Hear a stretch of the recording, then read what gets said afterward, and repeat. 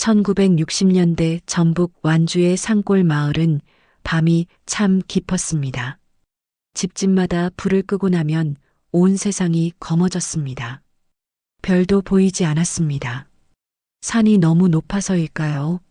아니면 먹구름이 별을 가렸기 때문일까요? 어쨌든 이경순이 자란 곳은 별이 없는 집이었습니다. 그 집은 산 중턱에 있었습니다. 돌담으로 만든 오래된 집이었고 지붕은 초가였습니다. 아버지 이준호는 몇 년 전 탄광사고로 왼쪽 다리를 다쳤습니다. 완전히 못 쓰는 건 아니었지만 제대로 된 일을 할 수 없었습니다. 그래서 집은 항상 가난했습니다. 어머니는 마을 집들의 빨래를 받아해서 겨우 생계를 이었습니다. 13세의 이경수는 그런 집에서 자랐습니다. 밥이 부족한 날도 많았습니다. 겨울은 춥고 길었습니다. 하지만 그것들은 견딜 수 있었습니다. 모두가 가난했으니까요. 견딜 수 없는 것은 다른 것이었습니다. 민수는 경순의 동생이었습니다. 8세였습니다. 태어날 때부터 심장에 문제가 있었습니다. 의사의 정확한 말은 아무도 알 수 없었습니다. 마을에 의사가 없었거든요. 다만 민수는 자주 숨이 차했고 때론 얼굴이 파래졌습니다. 어머니는 그럴 때마다 민수를 안으로 데려갔습니다. 괜찮아, 괜찮아. 어머니의 목소리는 항상 그랬습니다. 차분했고 침묵 같았습니다. 그해 봄, 낯선 사람들이 마을에 왔습니다. 서울에서 왔다고 했습니다. 그들은 의사라고 했습니다. 아니, 정확히는 연구소라고 하는 곳에서 온 사람들이었습니다. 그들은 마을을 돌아다니며 아이들을 살펴봤습니다. 그리고 민수를 발견했습니다. 이 아이의 심장 상태가 특이하네요. 우리 연구소에서 치료를 도와드릴 수 있습니다. 그들의 말은 신기했습니다. 가난한 농촌 마을에 그런 사람들이 와서 그런 말을 할 리가요. 아버지도 어머니도 처음엔 의심했습니다. 하지만 그들은 정중했습니다. 약속했습니다. 치료비는 들지 않는다고, 민수를 더 건강하게 만들어준다고요. 좋은 기회네요. 아버지가 말했습니다. 그때는 아직 술에 많이 취해 있지 않은 상태였습니다. 아이를 데려가도 되겠습니까? 그렇게 민수는 서울로 갔습니다. 처음엔 괜찮았습니다. 몇 주 후 민수가 돌아왔습니다. 그 다음 주에 또다시 서울로 갔습니다. 정기적인 치료라고 했습니다. 그 과정이 반복되었습니다. 하지만 민수가 돌아올 때마다 뭔가가 달라졌습니다. 민수, 괜찮아? 경순이 동생을 안으려 하면 민수는 어떤 시간에는 움직이지 않았습니다. 마치 누군가 자세를 고정시켜 놨다는 듯이요. 어떤 시간에는 울었습니다. 아무 이유 없이요. 그리고 밤이 되면 일이 시작되었습니다. 첫 번째 밤이었습니다. 경수는 뭔가 이상한 소리를 들었습니다. 아래층에서 들렸습니다. 부모님이 있는 방에서요. 으아. 그것은 비명이었습니다. 아이의 비명이었습니다. 민수의 비명이었습니다. 경수는 벌떡 일어났습니다. 내려가야 했습니다. 하지만 다리가 움직이지 않았습니다. 무서웠습니다. 그것이 뭔가 잘못되었다는 걸 알고 있었기 때문입니다. 다시 소리가 들렸습니다. 엄마, 엄마. 괜찮아, 괜찮아. 금방 끝나. 어머니의 목소리였습니다. 그것도 이상했습니다. 어머니는 떠나갈 것처럼 들렸습니다. 마치 누군가 어머니의 목소리를 빌려 쓴 것처럼요. 밤은 길었습니다. 경수는 침대에 누워서 천장을 봤습니다. 목재의 자국이 희미하게 보였습니다. 동생의 비명은 계속되었습니다. 그 사이에 낯선 사람들의 목소리가 들렸습니다. 무언가를 만지는 소리도 들렸습니다. 기구음처럼 들렸습니다. 차갑고 금속 같은 소리였습니다. 아침이 올 때까지 경수는 몸을 움직이지 않았습니다. 다음 날 어머니가 밥을 준비했습니다. 민수는 식탁에 앉아 있었습니다. 어제와 다르지 않아 보였습니다. 하지만 어디가 다른 것 같았습니다. 눈빛이 달랐습니다. 마치 누군가가 그 안에서 무언가를 빼앗아간 것처럼요. 민수, 괜찮아? 응. 동생의 목소리는 작았습니다. 치료는 어땠어? 경수는 알고 있었습니다. 그것이 치료라고 불리는 것들이 뭔지. 하지만 물었습니다. 누군가는 물어야 한다고 생각했습니다. 괜찮았어. 민수는 숟가락으로 밥을 떠먹었습니다. 그것으로 대화는 끝났습니다. 밤이 또 왔습니다. 그리고 밤마다 반복되었습니다. 으아. 민수, 견디어야 해. 견디어야 해. 어머니의 목소리가 밤마다 들렸습니다. 경수는 침대에서 내려오지 않았습니다. 하지만 들었습니다. 모든 것을 들었습니다. 금속음, 비명, 어머니의 침묵 같은 목소리, 그리고 아버지의 코 고는 소리. 아버지는 아무것도 하지 않았습니다. 술 마시고 자고 그것뿐이었습니다. 점점 경수는 깨달았습니다. 자신이 여기 있다는 것이 나쁜 일이라는 것을요. 자신이 태어났다는 것이 이 가족을 망친 거라는 것을요. 아버지가 사고를 당하지 않았다면, 가난하지 않았다면 민수가 병들지 않았을 것 같았습니다. 그런데 모든 것이 겹쳐 있었습니다. 그리고 그 모든 것의 중심에는 자신이 있었습니다. 내가 없었으면 어땠을까? 경수는 생각했습니다. 밤마다 천장을 보며 생각했습니다. 내가 태어나지 않았으면 아버지가 나를 위해 그런 일을 하지 않았을 거야. 그럼 아버지도 다치지 않았을 거고 우리도 가난하지 않았을 거야. 그럼 민수도 아팠을까? 그것은 알 수 없었습니다. 하지만 한 가지는 확실했습니다. 자신이 여기 있는 한 뭔가가 계속 망가질 거라는 것. 그것이 저주였습니다. 가족의 저주가 아니라 자신이라는 저주가요. 어느 날 아침 경수는 거울을 봤습니다. 집에 있는 작은 손거울이었습니다. 그 속에는 13세의 자신이 보였습니다. 부어있는 눈, 창백한 얼굴, 그리고 그 안에 담긴 죄책감. 너 때문이야. 자신이 자신에게 말했습니다. 아무도 듣지 않는 목소리로요. 그때였습니다. 아래층에서 민수의 비명이 또 들렸습니다. 밤이 아닌데도요. 낮인데도 들렸습니다. 으아. 경수는 거울을 놨습니다. 그리고 생각했습니다. 이 지옥에서 벗어날 방법이 있을까요? 아니면 자신은 영원히 여기 있어야 할까요? 영원히 이 저주 속에서요. 밤이 깊어갔습니다. 별은 여전히 보이지 않았습니다. 산골 마을의 하늘에는 별이 없었습니다. 또는 별이 일부러 이곳을 피해가는 건 아닐까요? 이렇게 어두운 곳을 밝혀주지 않으려고요. 경수는 그렇게 생각하며 또 다른 밤을 견디고 있었습니다. 1967년 여름은 유난히 덥고 길었습니다. 완주의 산골 마을에서는 한낮의 햇빛이 모든 것을 태워버릴 것처럼 내려쬐었습니다. 그런데 그 아래 산자락에는 늘 어두운 곳이 있었습니다. 광산 창고였습니다.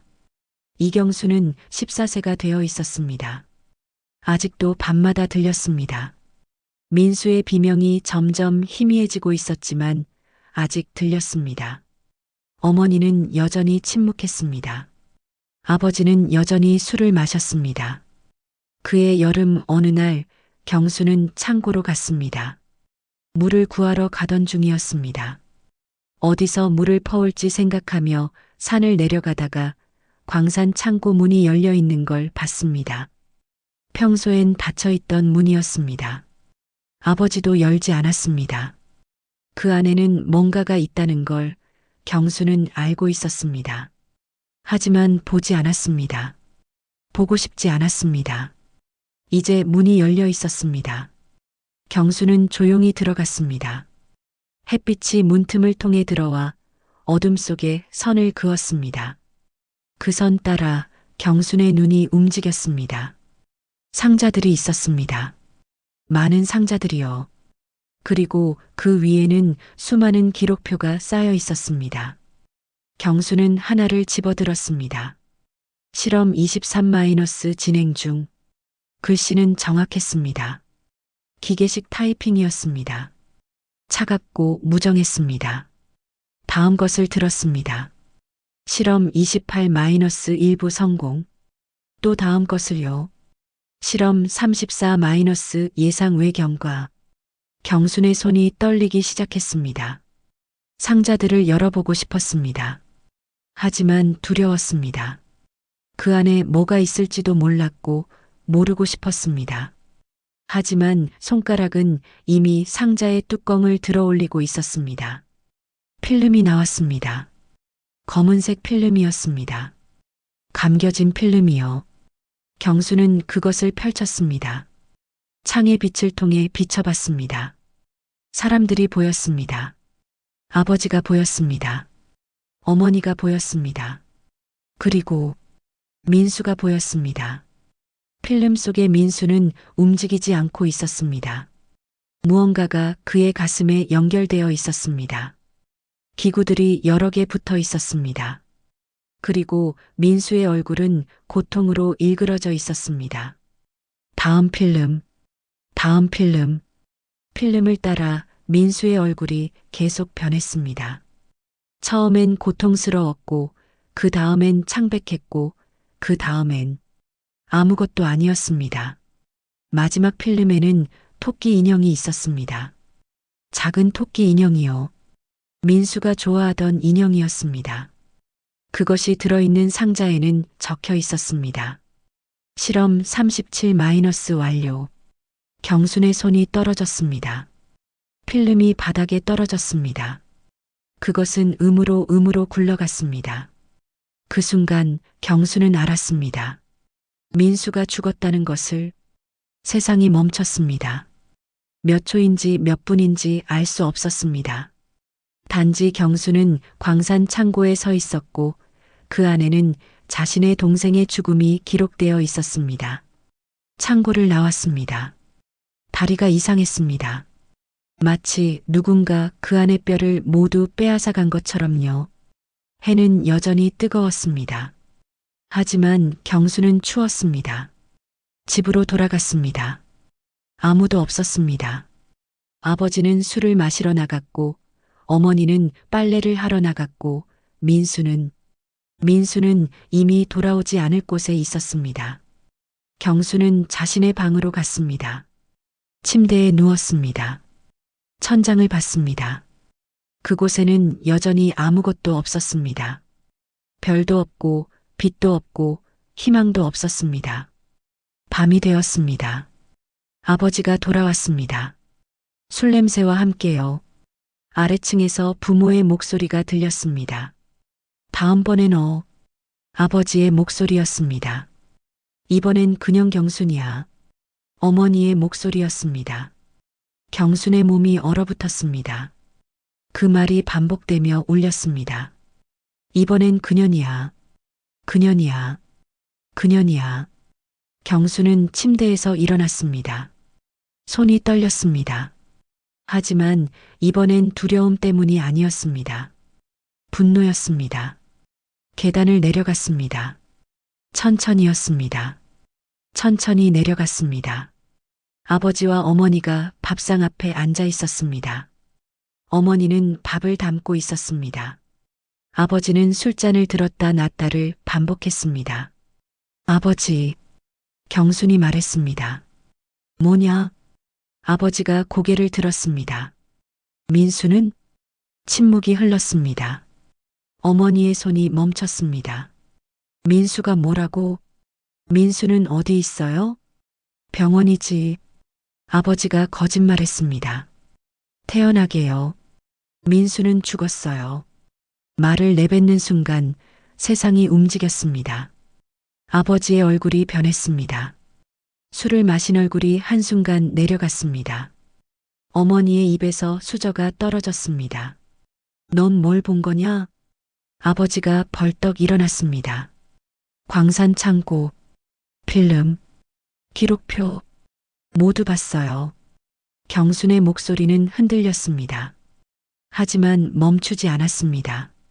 그리고 아버지, 어머니, 너희가 뭔 짓을 했는지 다 알았어요. 민수를 위해 뭘 해야 할지도 알았어요. 아버지가 움직였습니다. 손을 들었습니다. 경순을 향해서요. 경순도 움직였습니다. 손을 들었습니다.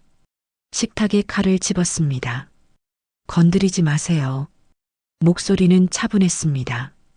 마치 누군가 다른 사람의 목소리인 것처럼요. 그 밤은 오래 지속되지 않았습니다. 짧은 비명과 침묵이 반복되었습니다. 창고에 있던 기록표들이 불 속으로 들어갔습니다. 필름들도요. 토끼 인형도요. 새벽이 왔을 때 경수는 광산 어딘가에 있었습니다. 손에는 핏자국이 있었습니다. 하지만 그것이 누구의 핏자국인지는 중요하지 않았습니다. 경수는 알았습니다. 자신이 더 이상 저주받은 아이가 아니라는 것을, 자신이 죄인이 맞다면 그것은 이 모든 것을 멈춘 죄라는 것을, 그리고 그것은 죄가 아니라 생존이었다는 것을. 산 위에 빛이 나기 시작했습니다. 새벽이 오고 있었습니다. 별은 여전히 보이지 않았습니다. 하지만 곧 해가 떠올 것입니다. 경수는 그것을 기다리고 있었습니다. 1968년 봄, 이경수는 16세였습니다. 법정에서 그녀는 정신 이상 소녀라고 불렸습니다. 그 말이 나올 때마다 방청석의 사람들이 고개를 저었습니다. 아무도 그녀의 눈을 마주치지 않았습니다. 마치 그녀가 불에 탄 무언가처럼요. 폐륜살인죄, 징역 15년. 판사의 목소리가 울렸습니다. 그것이 경순의 삶을 갈라놓는 말이었습니다. 전주 소년원으로 가는 차 안에서 경순은 창밖을 봤습니다. 세상이 지나가고 있었습니다. 마을, 사람들, 햇빛, 모든 것이 자신과는 무관한 것처럼 계속 움직였습니다. 이제 나는 없는 사람이구나. 그렇게 생각했습니다. 소년원은 생각보다 크지 않았습니다. 회색 벽돌로 만들어진 건물이었습니다. 철창이 많았습니다. 철창이 세상을 나누고 있었습니다. 앙과 박, 자유와 감금, 생과 사. 경수는 그 안에 들어갔습니다. 방 한 칸, 침대 한 개, 변기 한 개. 그것이 전부였습니다. 창문은 있었지만 높았습니다. 그것도 작았습니다. 햇빛이 들어오긴 했지만 마치 누군가 손가락 두 개로 누른 것처럼 좁은 빛이었습니다. 밤이 깊어졌습니다. 감옥 안의 밤은 낮과 다르지 않았습니다. 다만 더 조용했습니다. 침묵이 더 깊었습니다. 경수는 침대에 누웠습니다. 천장을 봤습니다. 콘크리트 천장이었습니다. 균열이 여러 개 있었습니다. 그 균열이 마치 지도처럼 보였습니다. 어딘가로 가는 길처럼요. 하지만 그 길은 존재하지 않았습니다. 며칠이 지났습니다. 경수는 아무 말도 하지 않았습니다. 밥을 먹었습니다. 잠을 잤습니다. 그것뿐이었습니다. 마치 숨 쉬는 것 같은 일들이었습니다. 살아있다는 증거가 되지 않는 일들이었습니다. 그때 누군가가 문을 열었습니다. 수녀였습니다. 나이는 50대쯤 되어 보였습니다. 얼굴에는 주름이 많았습니다. 하지만 눈은 깊었습니다. 마치 그 눈이 어디든 통할 수 있을 것 같았습니다. 안녕하세요. 나는 정혜입니다. 목소리는 부드러웠습니다. 교육을 담당하고 있어요. 여기서는 많은 것을 배우게 될 거예요. 글도 배우고 숫자도 배우고 그리고 다른 것들도요. 경수는 대답하지 않았습니다. 처음엔 말하고 싶지 않으실 거 알아요. 괜찮습니다. 시간이 필요하니까요. 수녀가 책을 책상 위에 내려놓았습니다. 그것은 한글 교본이었습니다. 이것은 한글이에요. 우리 글이에요. 배워보세요. 그 후로 매일 수녀는 왔습니다. 처음 글자는 어려웠습니다. 기역, 니은, 디귿. 그 자잘한 획들이 무엇을 의미하는지 알 수 없었습니다. 하지만 반복하다 보니 조금씩 모양이 보이기 시작했습니다. 잘하고 계세요, 경순 씨. 수녀의 말이었습니다. 글은 사람처럼 다뤄야 해요. 하나하나를 소중하게 이어나가는 거예요. 경순의 손이 움직였습니다. 더 열심히 따라 썼습니다. 기역, 니은, 디귿. 손가락이 연필을 잡고 있었습니다. 몇 달 동안 손가락은 아무것도 하지 않았는데 이제 뭔가를 만들고 있었습니다. 글자를 만들고 있었습니다. 그것은 이상한 기분이었습니다. 창살 너머에서 경수는 뭔가를 만들고 있었습니다. 1년이 지났습니다. 경수는 한글을 읽고 쓸 수 있게 되었습니다. 이제 책을 읽어보세요. 수녀가 주는 책은 낡은 것들이었습니다. 페이지가 누렇게 변해 있었습니다. 하지만 경수는 그것들을 소중히 들었습니다. 처음 읽은 책은 아동 문학이었습니다. 이야기들이었습니다. 다른 세상의 이야기들이었습니다. 산에서 나는 이야기, 바다에서 나는 이야기, 도시에서 나는 이야기들이었습니다. 경수는 읽으면서 울었습니다. 저 밖에는 이런 세상이 있구나. 처음으로 감옥 안에서 감옥 밖의 세상을 봤습니다. 더 나아가 감옥 안에서 자신의 마음도 돌아봤습니다. 책 속에서 경수는 민수의 목소리를 들었습니다. 명백하지는 않았지만 분명히 들렸습니다. 서글픈 목소리가요. 아팠던 목소리가요. 그러나 사라져버린 목소리가요. 수녀님, 경순이 처음으로 말했습니다. 네, 감옥보다 더 깊은 감옥이 있을까요? 수녀가 생각했습니다. 있어요. 뭐예요? 무지입니다. 모른다는 것이 가장 깊은 감옥이에요. 경수는 그 말을 가슴에 묻었습니다. 몇 년이 더 지났습니다. 1972년 경수는 이제 20세가 되어 있었습니다. 소년원에서 김제교도소로 옮겨졌습니다. 어른들의 감옥으로요. 그곳도 마찬가지였습니다. 철창, 콘크리트, 침묵. 하지만 이제는 달랐습니다. 경수는 책을 가져갈 수 있었습니다. 감옥의 도서관이라고 부르는 곳이 있었습니다. 방 한 칸 정도였지만 거기에는 수십 권의 책이 있었습니다.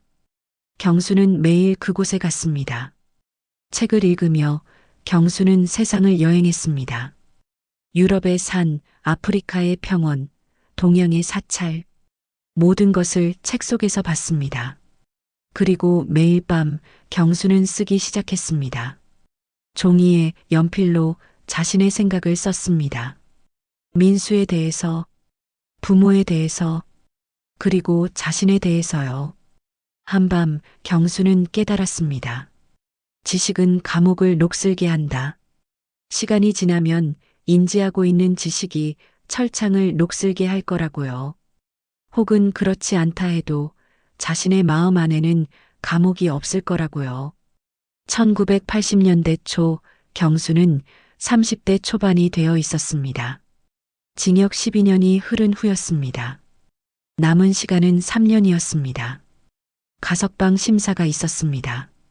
이경순, 수감 이후 행동이 모범적이었고 교육기관에서도 모범적 모습을 보였다고 평가받습니다. 위원의 목소리가 울렸습니다.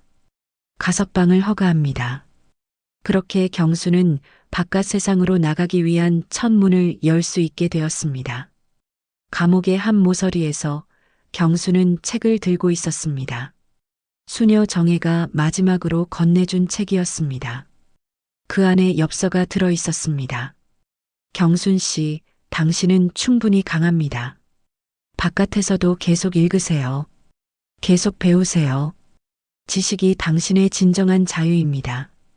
새벽이 왔습니다. 감옥 안의 새벽이었습니다.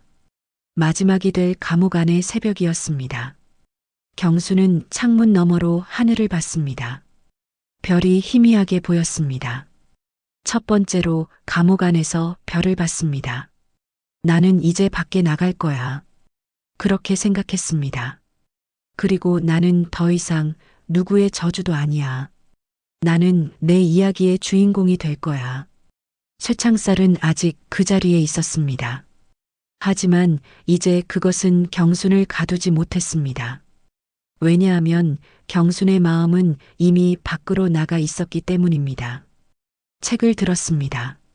손가락으로 글자를 따라갔습니다. 한글이었습니다. 수녀로부터 배운 글이었습니다. 지식은 감옥을 녹슬게 한다. 그 글귀를 다시 읽으며 경수는 미소 지었습니다.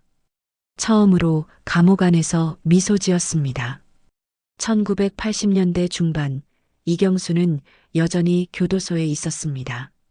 가석방을 받았지만 사회는 그녀를 받아주지 않았습니다. 정가자, 살인범, 그것이 그녀에게 붙은 이름들이었습니다. 교도소가 그보다는 나았습니다. 그래서 경수는 남기로 했습니다. 교도소의 한 모서리에 교육실이 생겼습니다. 정확히는 교도소 당국이 문해 교육을 시작했고 경순이 그것을 막기로 한 것이었습니다. 공식적인 직책은 없었습니다. 급여도 없었습니다. 다만 경수는 매일 그 방에 갔습니다. 첫날 8명의 여성 수감자가 들어왔습니다. 나이는 다양했습니다. 수십 년을 살면서도 글을 배우지 못한 사람들이었습니다. 안녕하세요. 경순이 말했습니다. 저는 이경순이고 여기서 한글을 가르치게 될 거예요. 처음엔 어려울 거예요. 하지만 괜찮습니다. 한 여인이 손을 들었습니다. 우리 같은 건 뭐 배워도 목소리가 작아졌습니다. 못 배워도 경수는 그 여인을 봤습니다. 눈빛이 죽어 있었습니다. 경순이 알던 눈빛이었습니다. 자신의 눈빛이었습니다. 할 필요가 없다고 생각하시나요? 여인이 고개를 끄덕였습니다. 그건 틀렸어요. 누구든 배울 권리가 있어요.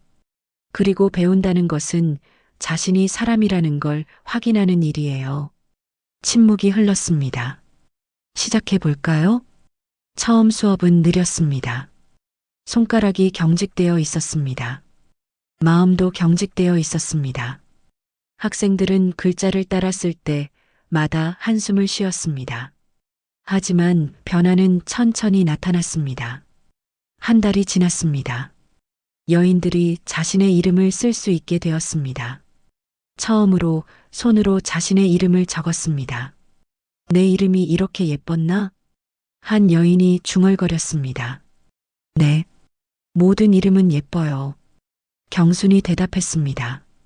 몇 달이 더 지났습니다. 학생들이 짧은 문장을 읽기 시작했습니다. 나는 살아있다. 나는 여기 있다.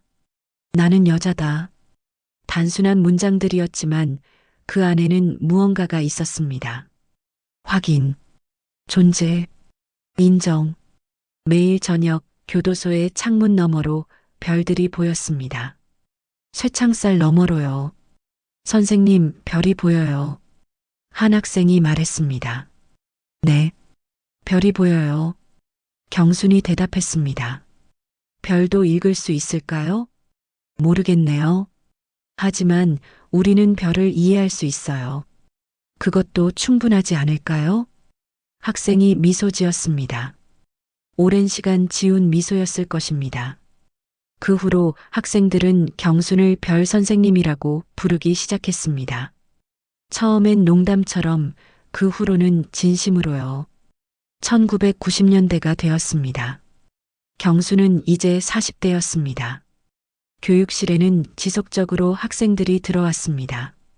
어떤 이는 석 달 만에 나가고 어떤 이는 10년을 머물렀습니다. 모두 같은 것을 배웠습니다. 글 말고도요. 한 여인이 있었습니다. 90에 가까운 여인이었습니다. 유명한 강도범이었습니다. 20년을 감옥에서 보냈습니다. 이제 뭐 하려고 배우냐? 자신에게 물었습니다. 경순도 몰랐습니다. 하지만 계속 가르쳤습니다. 여인은 천천히 배웠습니다. 손가락이 떨렸습니다. 눈도 안 보였습니다. 하지만 계속 배웠습니다. 어느 날 여인이 편지를 썼습니다. 아들에게 보낼 편지였습니다. 50년을 보지 못한 아들이었습니다. 내가 글을 썼어.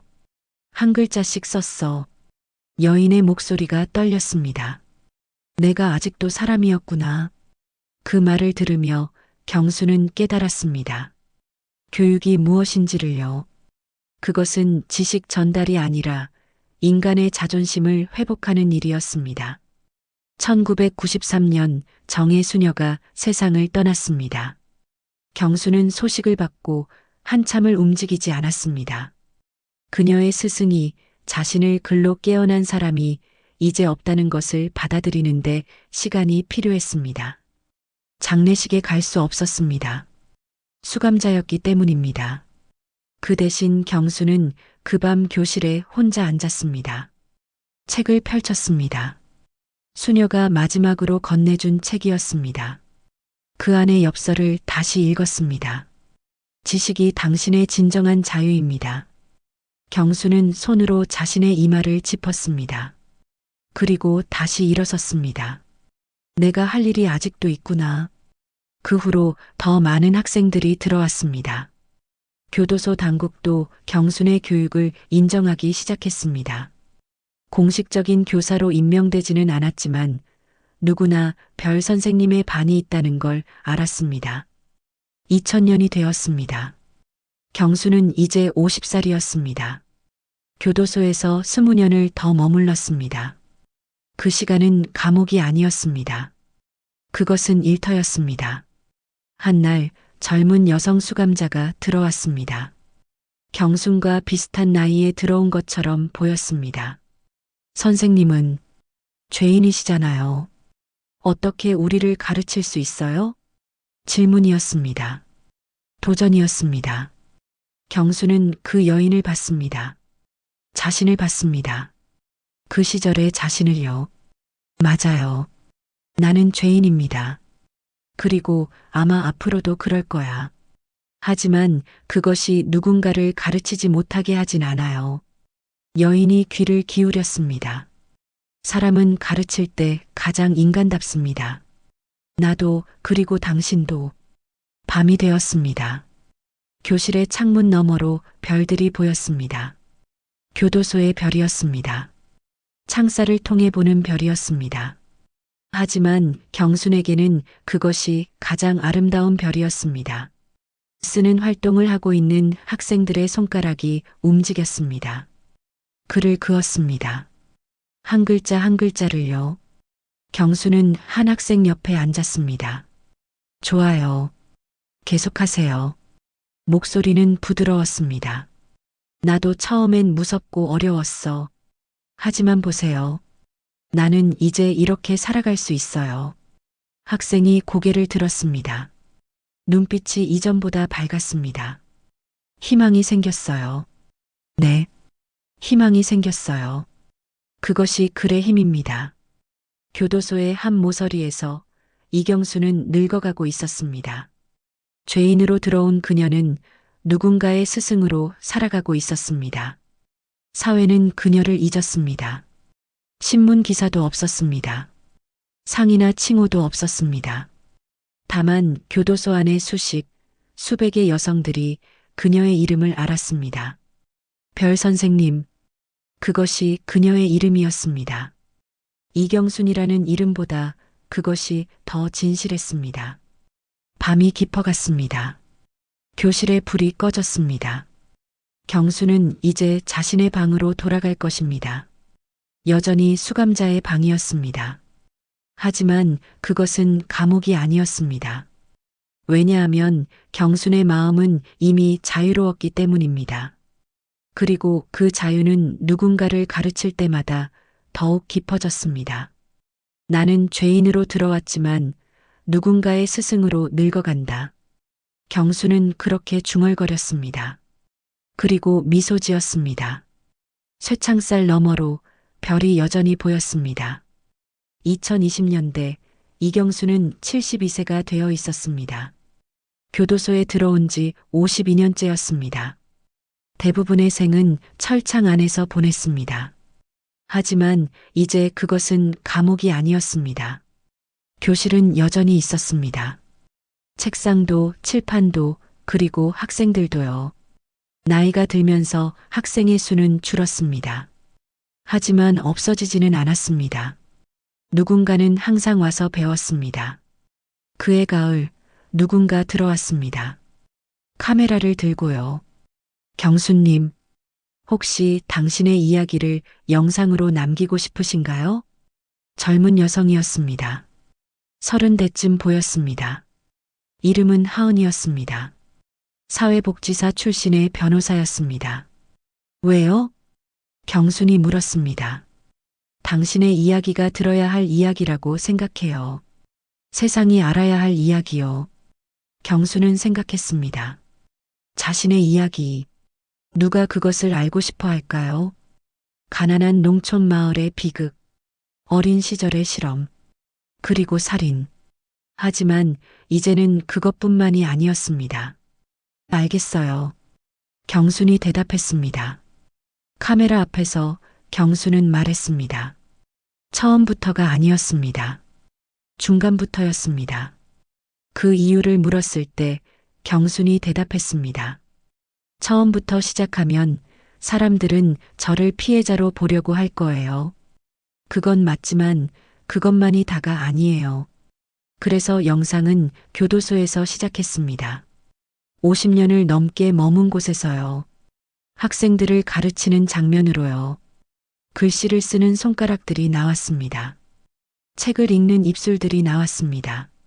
그리고 경순의 목소리가 나왔습니다. 나는 죄인입니다. 하지만 사람은 죄 그 자체가 아니라 죄를 어떻게 사는가로 정의된다고 생각해요. 카메라가 경순의 얼굴을 담았습니다. 72세의 얼굴이었습니다. 주름이 많았습니다. 하지만 눈빛은 깊었습니다. 마치 밤하늘의 별처럼요. 그 영상들이 온라인에 올라갔습니다. 몇 달 후 하은이가 다시 찾아왔습니다.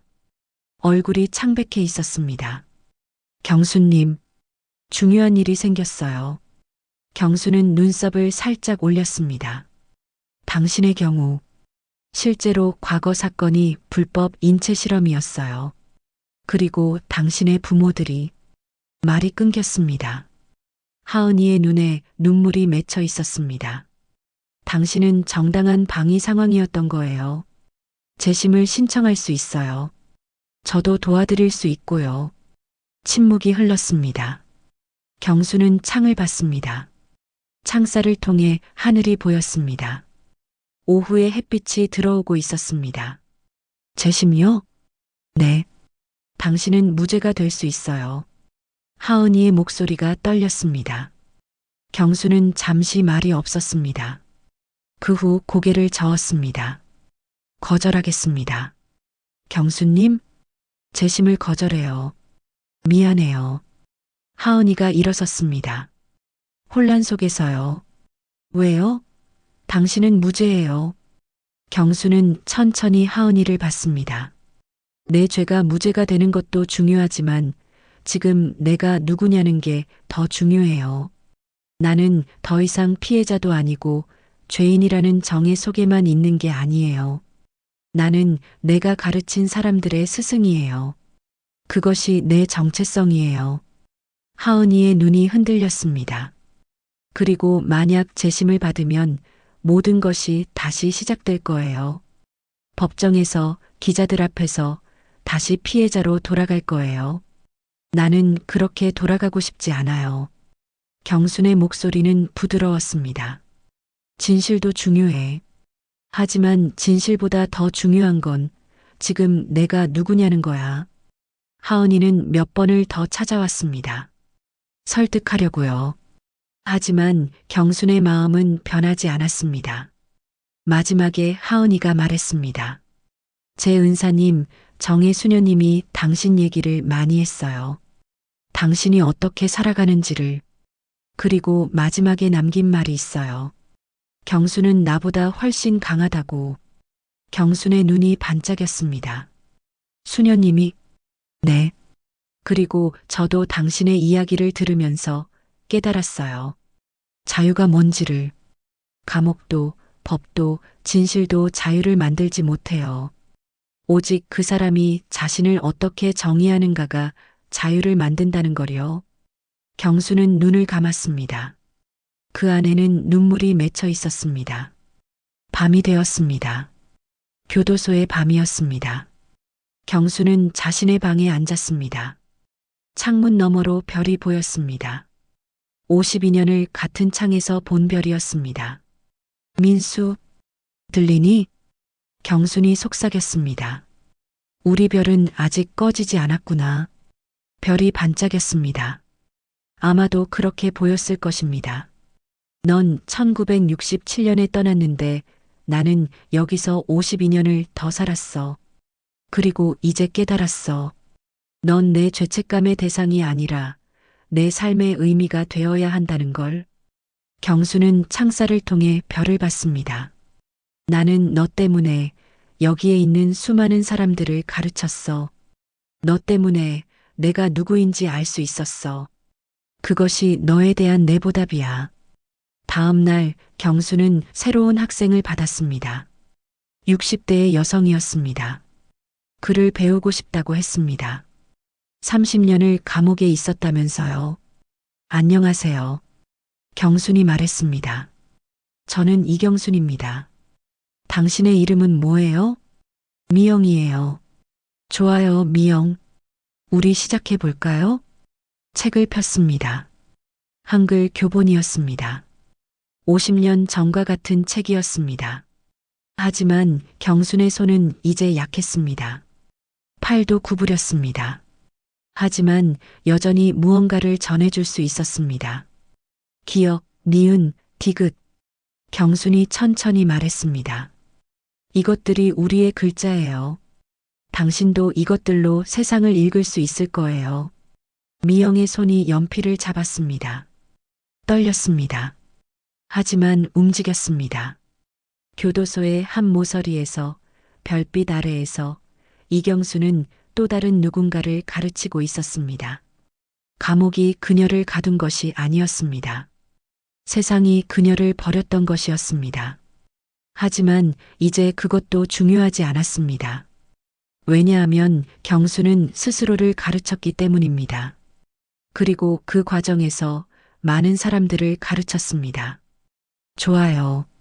계속하세요. 경순의 목소리가 부드러웠습니다. 당신은 할 수 있어. 나도 했으니까. 밤이 깊어갔습니다. 교실의 불이 꺼졌습니다. 경수는 자신의 방으로 돌아갔습니다. 여전히 감옥의 방이었습니다. 좁았습니다. 차가웠습니다. 하지만 거기에는 책이 있었습니다. 수십 권의 책이요. 그리고 창문 너머에는 별이 있었습니다. 경수는 침대에 누웠습니다. 천장을 봤습니다. 콘크리트 천장이었습니다. 하지만 그 안에 경수는 무한한 하늘을 봤습니다. 나는 죄인으로 들어왔다. 하지만 여기서 나는 자유를 찾았다. 경순이 중얼거렸습니다.